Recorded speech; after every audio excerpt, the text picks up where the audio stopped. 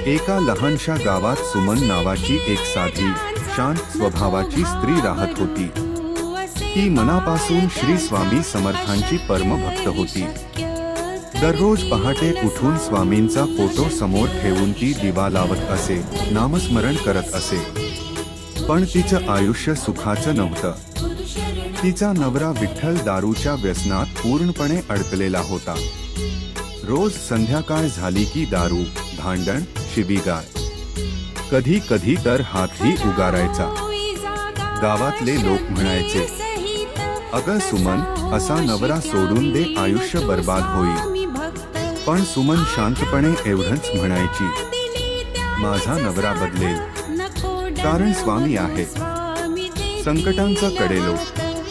एक दिवस विठ्ठलने दारू पिऊन इतका गोंधळ घातला की कामावरूनही त्याला काढून टाकण्यात आलं। घरात अन्न नव्हतं, पैसा नव्हता, पण तरीही सुमनने स्वामींची पूजा सोडली नाही।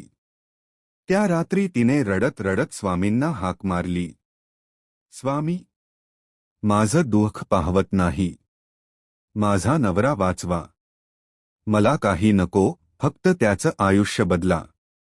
स्वामींचा चमत्कार। त्याच रात्री विठ्ठलला एक विचित्र स्वप्न पडलं। एक तेजस्वी साधू त्याच्यासमोर उभे होते।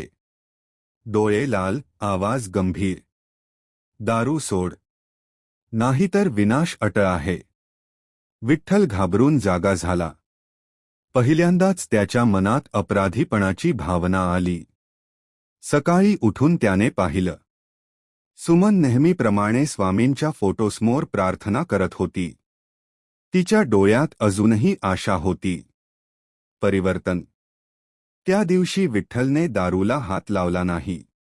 एक दिवस, 2 दिवस, हळूहळू व्यसन सुटत गेलं।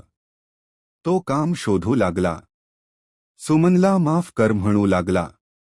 एक दिवस तो स्वतः म्हणाला, माझं आयुष्य तुझ्या भक्तीने आणि स्वामींच्या कृपेने वाचलं। कथाबोध।